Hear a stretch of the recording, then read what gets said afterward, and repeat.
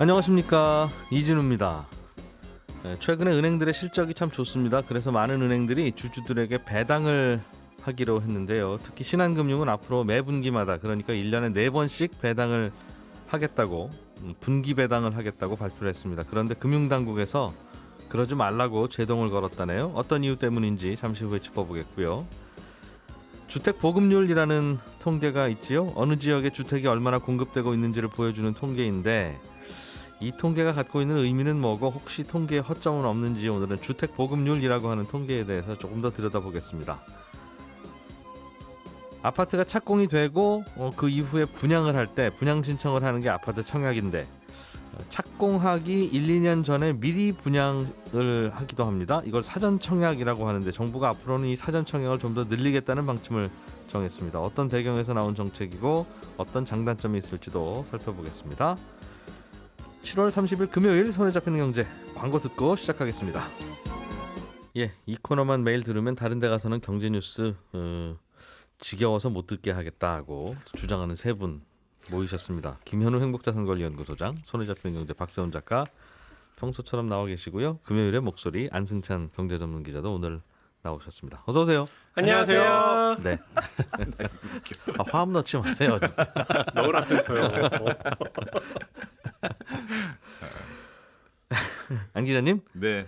금융당국이 은행들의 분기 배당 정책에 대해서 하지 말라는 압력을 넣었다, 이런 보도가 나왔습니다. 네. 일단 분기 배당이라고 하는 건 매분기 말 1년에 4번 배당하는 걸 분기 배당이라고 하죠. 그렇죠. 지금까지 은행들은 왜 이제 요즘 미국 투자들 많이 하시니까 미국 기업들은 분기 배당하는 기업들이 굉장히 많거든요. 배당하면 다 분기 배당하더군요. 웬만하면 분기 배당. 미국의 은행들은 전부 다 분기 배당이라고 보시면 되는데 우리나라 금융회사들은 대부분 1년에 한 번씩만 했고, 하나금융만 1년에 2번 이제 그렇게 해왔었거든요. 근데 이제 올해 지금 이제 상반기 실적 발표를 한 이후에 이제 실적도 워낙 좋았고, 그래서 지금 웬만한 금융회사들은 다, 우리도 이제 다 2번씩은 하겠다.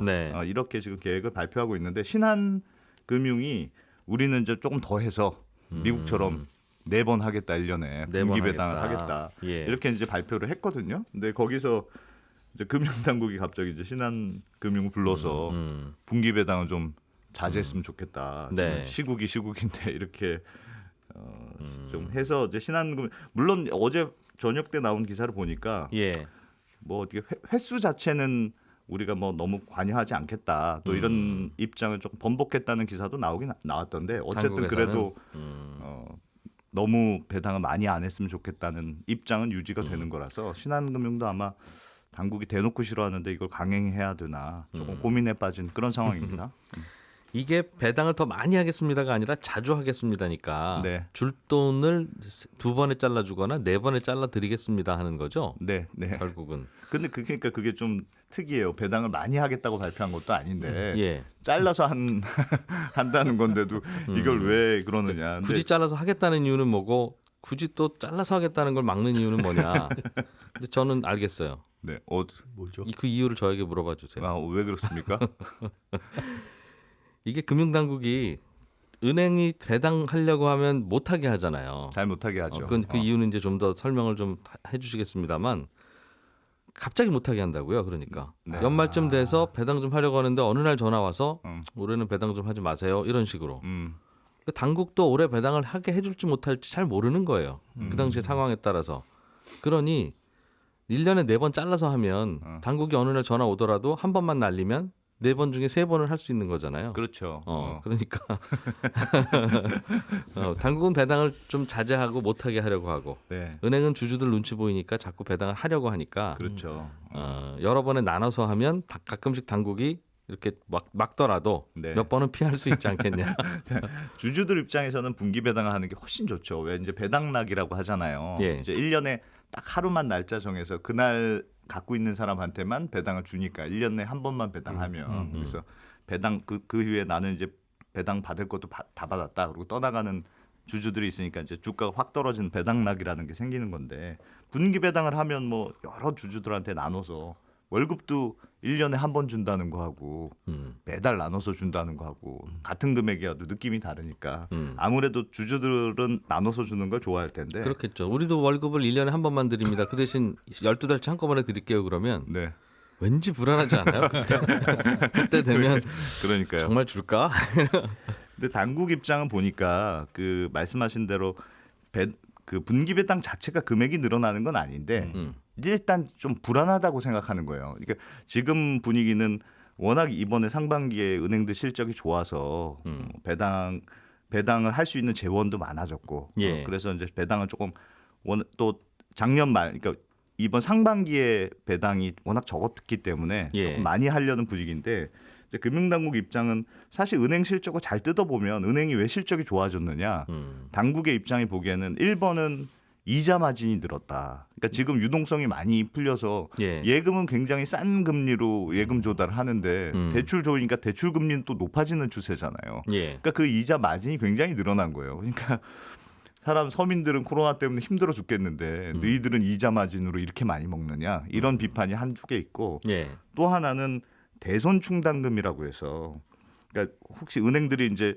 앞으로 위험한 상황에 대비해서 이렇게 내부 실탄을 많이 쌓아놓으라는 대손 충당금이라는 게 있거든요. 이게 손 충당금. 작년에 이걸 어마어마하게 많이 쌓았습니다. 이게 은행들 한 4대 은행만 합쳐도 한 2조 원 정도로 쌓았거든요. 혹시 자영업자들 막 파산하고 그러면 대출 그렇죠. 해준 거 떼일까봐. 네, 혹시나 기업들 망하거나 하면 떼일 수 있으니까 떼일 거 예상해서 손해 본 거로 생각하고 네, 밀어놨던 돈. 일단 비상금 비슷하게 이제 안 번 돈으로 생각하고 밀어둔 돈이 한 2조 원 정도였는데 이게 그 전해보다 한 3배 정도 늘려놓은 금액이에요. 그러니까 예. 당연히 실적이 작년에는 안 좋았죠. 근데 올해 들어서 이제 코로나도 지금 뭐 물론 델타 바이러스 때문에 여전히 문제 있습니다만 작년에 비하면 좀 낫지 않느냐. 이래서 올 상반기에는 대손 충당금을 작년에 쌓던 것보다는 한 절반 정도씩 줄이는 분위기예요. 예. 그러니까 이번에 문제가 된 신한금융의 경우에도 지금 사상 최대 순이익이 상반기 최대 순이익이 났는데 작년에 비해서 한 6천억 원 정도 이익이 늘어났거든요.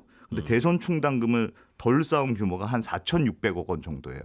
그러니까 대손 충당금을 덜 쌓은 게 이익에 결정적인 영향을 사실 미친단 말이에요. 그러니까 금융당국이 보기에는 야 너희들이 진짜 잘한 것보다는 이게 너무 그러니까 너무 낙관적으로 상황을 보는 것 아니냐. 지금이 그럴 때냐. 지금이 여전히 코로나가 엄중한 상황인데 예. 그렇게 이익을 많이 대손 충당금을 줄여서 이익을 많이 늘리고 네. 그래서 배당 잔치하는 것처럼 보이는 게 불편하다. 그런 입장인 것 같더라고요. 그런데 물론 이제 은행들이 이익을 괜히 낙관하고 네. 올해 하반기나 내년에는 또 어려워질 수도 있는데 네. 그때 되면 아유 배당 좀 덜 할 걸 돈이 하나도 없네 이런 생각을 하게 될 수도 있으나 네, 그것도 어차피 은행들이 알아서 할 일이고 네. 그렇지 아니면 당국이 아예 경영을 하시지 왜 그걸 일일이 다 합니까? 그럼 직원들 월급 올려주는 것도 다 허락받아야 됩니까? 이제 이런 또 반응이 있을 수도 꽤 있잖아요. 있죠. 예, 꽤 있어요. 사실은 올 초에는 그 자본관리 권고라는 걸 아예 했거든요. 그게 어떤 거냐면 코로나 때문에 상황이 안 좋아질 수 있으니까 은행들을 소위 말해서 스트레스 테스트라는 걸 합니다. 그러니까 아주 극단적인 상황을 가정해 놓고 가상으로 막 괴롭혀 보는 거예요. 예. 이 괴롭히는데 얼마나 잘 버틸 수 있느냐. 스트레스 테스트를 물론 이게 너무 과도한 조건을 했다는 비판은 있었습니다만 네. 한국 경제가 마이너스로 성장률이 떨어지고 그게 쭉 이어지는 그런 상황을 가정했을 때는 지금 은행들이 가지고 있는 자본 가지고는 부족하다. 그래서 연초에 어떤 게 있었냐면 이익의 20%를 넘지 않게 배당하라는 가이드라인을 만들었어요. 예. 당시에. 근데 그게 상황이 그나마 좀 나아졌으니까 6월 말로 그 권고가 끝났거든요. 그러니까 이제 은행들 입장에서는 배당은 못했는데 이제 우리는 배당할 수 있겠구나 예. 하고 있었는데 금융당국의 권고는 이게 권고는 끝났지만 그래도 작년 수준만큼만 배당했으면 좋겠다. 그럴 거였으면 권고를 왜? 이게 매번 이게- 은행들이 뭐 배당을 하려고 하면 당국은 막고 네. 은행들이 배당을 안 하려고 하는데 당국은 배당 좀 하세요 이런 경우는 거의 없잖아요. 없습니다. 근본적으로는 왜 이런 그 충돌이 있는 거냐? 근본적으로는 금융당국 입장에서는 이게 사실은 은행의 이익이라는 게 이자 마진이 가장 큰데 예. 은행은 라이선스를 우리가 준 은행업 라이선스를 가지고 너희가 사업하는 애들이 아니야 생각이 너무 강한 거예요. 그러니까 너희가 잘하는 게 과연 정말 너 이게 잘해서 그런 거냐? 우리가 라이센스 다 주고 금리 상황 통제해주고 하니까 이렇게 이익이 난 거지. 이런 식으로 소위 말해서 약간의 관치금융에 좀 단죄가 남아 있으니까 예전보다는 조금 이런 배당 문제에 대해서도 이게 요즘 은행들 입장에서는 외국인 주주들도 굉장히 많잖아요. 그러니까. 이해는 되는데 네. 그럼 당국은 은행이 이익을 많이 낸 거는 은행이 잘해서가 아니라 우리가 라이센스 준 거기 때문에 그렇다 하면 그 돈을 세금으로 더 많이 가져가겠다라고 네. 하면 그 논리가 오히려 이해가 되는데 네. 은행 금고에 남아 있거나 아니면 배당하거나 둘 중에 하나라서 어차피 나라 돈이 아니잖아요. 네. 네. 근데 그걸 굳이 은행 금고에 쌓아놓으라고 하는 이유는 뭡니까? 은행 금고 아니 그거는 이제 은행들이 금고에 많이 쌓아놔야 대손 충당금 말씀드렸다시피 위험에 그 대응할 수 있다는 거예요. 아 나중에 위험해지면 나라에서 나라 돈으로 틀어 막아야 될지도 모르니까. 은행이라는 게 최후의 보루라고 생각하는 거죠. 그러니까 경기 상황이 나빠지거나 하면 대출을 사람들이 못 갚고 기업이 망가지거나 부도가 예. 나는 경우에도 예. 은행이 버텨줘야 그 위기를 극복할 수가 있는데 정부가 나몰라라 할 수 없는 상황이 항상 오니. 그럼요. 그래서 이제 은행들은 당국은 그렇게 생각하는 거고 근데 그렇더라도 은행이라는 게 주식시장에 상장돼 있고 엄연한 민간 기업인데 이렇게까지 하는 거는 좀 과도한 거 아니냐는 비판이 여전히 있죠. 대학생인 아들한테 용돈 아껴 쓰라고 하는 거군요. 야, 그 용돈 내놔. 이건 아니지만 네. 너 그 돈 떨어지면 또 달라고 할 거 아니야. 그럼 내가 안 줄 수가 없잖아. 그러니 아껴 쓰세요 하는 얘기. 네. 그런 논란이 또 있군요. 박 작가님, 네. 이제 울산의 주택 보급률이 네. 5년 내내 전국 최고를 기록했다. 네. 올해도 통계내 보니까 전국 최고다. 이런 네. 보도가 나왔어요. 이 올해는 안 주택 냈고 보급률. 2019년 기준입니다. 2019년까지가 최근 통계입니까? 그렇습니다. 매년 발표하는데 전에 걸 발표해요. 그래서 지금 나와 있는 건 2019년이 최신 자료입니다. 근데 주택 보급률이라고 하는 게 보통 우리나라에 집이 충분하냐 안 충분하냐 집값이 왜 오르냐 뭐 이 토론을 할 때 늘 등장하죠. 늘 등장하죠. 그렇습니다. 주택 보급률이 100%를 넘었는데 집이 왜 모자랄 합니까? 네. 다 투기 세력 때문이죠. 네. 하는 한쪽의 그렇습니다. 의견에 항상 뒷받침되는 통계예요. 네. 그런데 그렇지 않다라는 조금 도발적인 말씀을 지금 드리려고 합니다. 주택 보급률이라는 게 예. 가구 수 대비 주택이 얼마나 공급이 됐느냐 이걸 보여줘요. 네. 주택 수를 가구 수로 나누고 거기에 100을 곱해서 산출을 하는데 예를 들어 100가구가 있고 주택 수가 100채다. 그럼 보급률이 100%다. 이런 개념입니다. 개념은. 집 다 충분히 있다 이거죠. 그럼? 그렇습니다. 예. 국토부에 올라와 있는 최신 자료가 2019년 아까 말씀드렸듯이 전국의 주택 보급률이 104.8%입니다. 울산은 111.5%, 서울은 96%. 이걸로만 보면 전국적으로 볼 때는 주택이 남고 서울은 주택이 부족한 이런 상황이죠. 전국이 104.8, 105라는 거면 네, 전국에는 그럼 100채만 있으면 되는데 네, 5채는 괜히 더 있어서 빈집이다 그런 뜻입니까? 아닙니다. 통계상으로 보면 그래야 될 것 같은데 그게 아니라는 겁니다. 이 주택 보급률이라는 통계는 주택이 예. 충분히 공급이 되느냐 안 되느냐 보여주는데 한계가 있어요. 어떤 한계가 있냐? 1번 예. 주택 보급률 계산할 때 가구 수에 우리나라에 살고 있는 외국인 가구 포함이 안 됩니다. 즉 그럼 몇 가구가 우리나라에 삽니까 할 때 외국인 가구는 다 빠져 있다. 그렇습니다. 그렇다고 그들이 길에서 자는 건 아닌데. 그렇습니다. 어느 지역에 100가구가 있고 100채의 주택이 있는데 외국인 가구가 5가구다. 예. 그럼 그 지역의 주택 보급률을 보면 집이 5개가 남는 걸로 나옵니다. 아하. 100가구 중에 5가구가 외국인 가구면 95가구가 이 동네에는 95가구가 사는구나라고 네. 하고 집은 몇 채야? 100채입니다. 그럼 주택 보급률은 105%쯤 된다는 거네요. 그렇습니다. 그죠? 그러니까 빈집이 없는 건데도 빈집이 있는 걸로 계산이 되죠. 외국인이 많은 동네는 그렇게 빈집이 되는 많겠네요. 요즘엔 특히 외국인 많이 사는 지역들이 동네도 많은데. 그렇습니다. 그러니까 전국 보급률이나 울산의 보급률처럼 보급률 통계가 100% 넘게도 나오는 겁니다. 아하. 그렇다고 해서 집이 남는다는 게 아니다. 아닙니다. 실제 빈집일 수도 있고 별장일 수도 있고 있긴 있는데 그렇습니다. 그러나 외국인 같은 경우에는 아예 가구 수에서 빠져 있다는 그렇습니다. 거죠. 그러면 반대로 서울은 96%라고 했으니까 예. 100가구 중에 4가구는 그럼 집이 어디서 살고 있느냐? 그래서 지금은 이제 내 집에서 사냐, 새 집에서 사냐 이 문제가 아니라 네. 집 가구가 그러니까 사람들이 있는 가족이 있는데 네. 이분들이 집이 있냐 없냐의 문제라서 그렇습니다. 100%가 안 되면 나머지는 길에서 주무신다는 뜻인데. 네. 근데 그것도 아닙니다. 주택수를 셀 때는요. 예. 고시원이나 기숙사, 오피스텔 쪽방 뺍니다. 이건 주택으로 안 친다. 안 칩니다. 통계는 안 들어가는 수치입니다. 오피스텔도 네, 내 가구는 실제로 집이 없을 수도 있지만 오피스텔 네. 수십 평짜리도 있는데. 그렇습니다. 고시원이나 오피스텔에 살고 있는 걸 수도 있는 겁니다. 그러니까 최근에 아파트만큼 비싼 오피스텔에 사는 분들 꽤 있지 않습니까? 1인 가구 같은 경우는 뭐 어디 기숙사에 있다 그러면 그분은 가구 수로는 잡히는데 네, 이분은 길에서 주무시나? 라고 네. 하면 저 회사 기숙사인데요. 네. 라고 하더라도 안 치고. 집을 안 아니면 친다는 거죠. 굉장히 비싼 오피스텔에 살고 있거나 그래도 집을 안 칩니다. 그러면 그분은 집이 없는 분으로 카운트가 돼서 그렇습니다. 서울의 주택 보급률이 94%밖에 안 됩니다. 이러니 네. 집이 모자라죠 하는 것도 그렇게 나오는 거예요. 말이 안 된다는. 그렇습니다. 서울에 집 부족하다고 주장하는 사람들이 가끔 들고 오는 게 주택 보급률이에요. 보아라, 96%다. 네 명이 100% 항상 안 집이 된다. 없잖냐. 살 집이 부족하다. 그러니 주택 가격이 오른다라고 주장하는데 예. 이거는 이 통계를 들고 와서 해서는 안 되는 얘기라는 겁니다. 집이 부족할 수도 있고 남을 수도 있지만 네. 주택 보급률 가지고 토론을 그렇습니다. 하면 주택 보급률이 96%라 집이 모자라서 가격이 오른다면 예. 울산의 주택 보급률은 111.5%니까 집값은 내려야 되잖아요. 주택이 많으니까. 많이 그런데 예. 울산도 지금 상승세예요. 해석이 그리고 안 되네. 조금 더 극단적으로 말씀드리면요. 주택 보급률은 어느 지역이든 100%가 될 수밖에 없습니다. 그 제대로 된 통계를 만들면 네. 길에서 주무시는 분이 없으니까 그렇습니다. 어떻게든 예를 들어 한 마을에 한 가구당 3명씩 3가구가 있다고 해봐요. 근데 그런 마을에 집이 한 채만 있다고 하면 통계상으로는 보급률이 33%입니다. 세 가구인데 주택이 하나니까. 그러니까 한 마을에 세 가구가 있다. 네. 한 가구당 3명씩 사니까 한 마을에 아홉 사람이 사는 거예요. 네. 가족은 세 가족이. 네. 예. 근데 주택이 한 채다. 그럼 주택 보급률은 3분의 1가 33이겠죠. 33으로 나오죠. 예. 그런데 사실은 조금 이따 가보면 100% 나옵니다.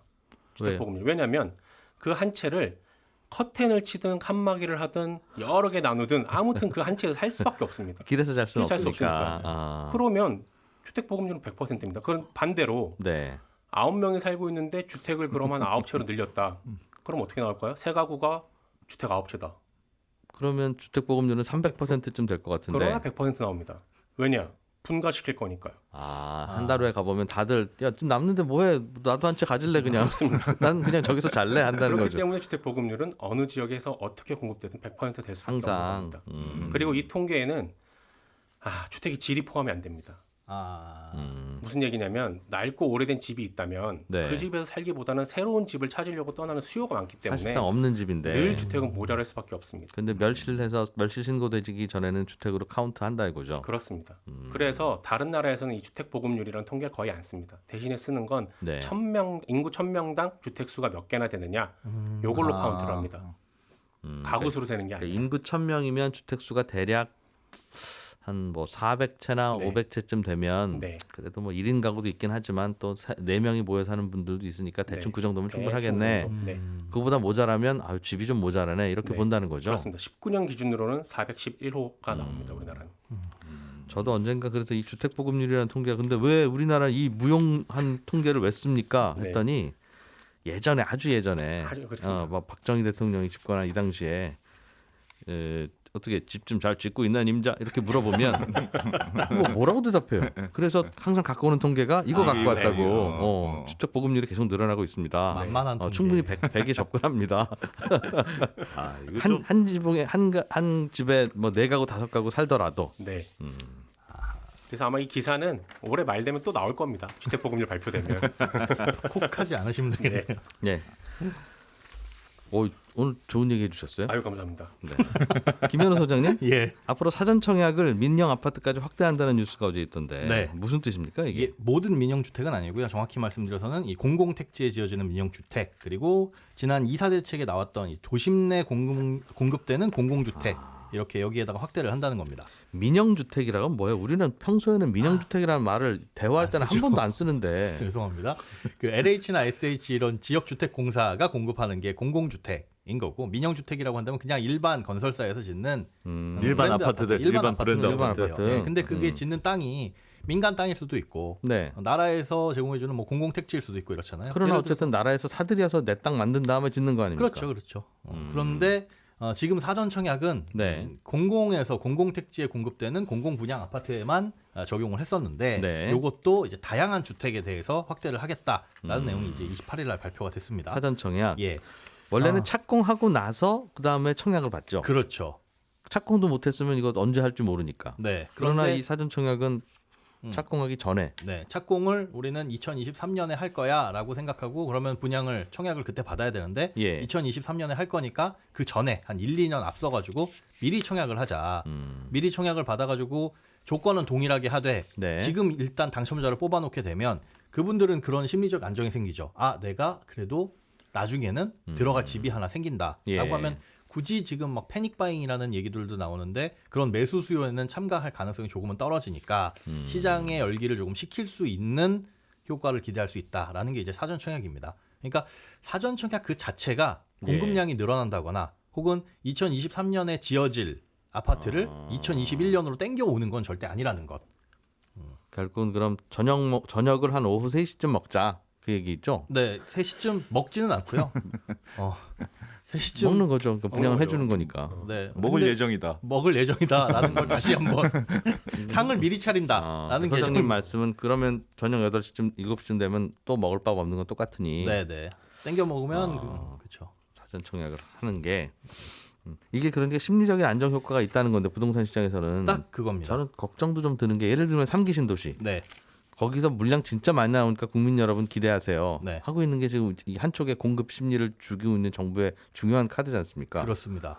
근데 이거를 제대로 분양했으면 내년이나 내후년에 분양하게 될 텐데 네, 당겨서 하잖아요. 예, 그럼 당겨서 하면 당겨서 당첨된 분이야 아유 이제 내 집 생겼구나 하니까 안 사러 다니시지만 네, 기다렸다가 당첨 안 되는 분이 훨씬 많을 거 아니겠어요. 그렇죠. 이분들은 더 이상 기대할 게 없잖아요. 그러면 네, 그래서 사전 그러면- 청약 물력을 예 오히려 가을이나 겨울부터는 더 이분들이 이제는 더 기다릴 것도 없다 이러지 않을까. 맞습니다. 차라리 그래서 뒤에 하는 걸로 남겨뒀으면 네. 많은 분들이 그냥 기다릴 수 있을 텐데 오히려 그래서 사전 청약을 계속 내어놓는 거죠. 또 사전 청약 이렇게 계속 사전 청약을- 앞당겨서요? 네, 계속 사전 청약 앞당겨서? 물량을 아. 내놓게 되면 내일 아침에 먹을 거 오후 7시에 먹고 네, 밤에 또 배고파요. 그럼 내일 점심 거 먹고 이렇게 그렇게 해놓으면 그래도 요번에 떨어졌다고 해가지고 바로 매수 수요에 들어가진 않을 테니까요. 그 사이에 주택 가격은 좀 안정되면 좋겠다. 네, 실제로 공급이 될 때까지는 좀 워워워 기다리셔라라는 건데 공급이 아슬아슬. 조기화되는 것은 아니라는 것. 네, 무슨 뜻인지 알겠습니다. 네, 아침을 전해드린 손에 잡히는 경제 여기서 마무리하겠고요. 저는 손에 잡히는 경제 플러스에서 11시 5분부터 뵙겠습니다. 코로나19 사태 이후에 우리나라 기업들 실적이 어떻게 바뀌었는지 2년 전 거하고 쭉 한번 비교해 드리려고 합니다. 11시 5분에 다시 오겠습니다. 이진우였습니다. 여러분 고맙습니다.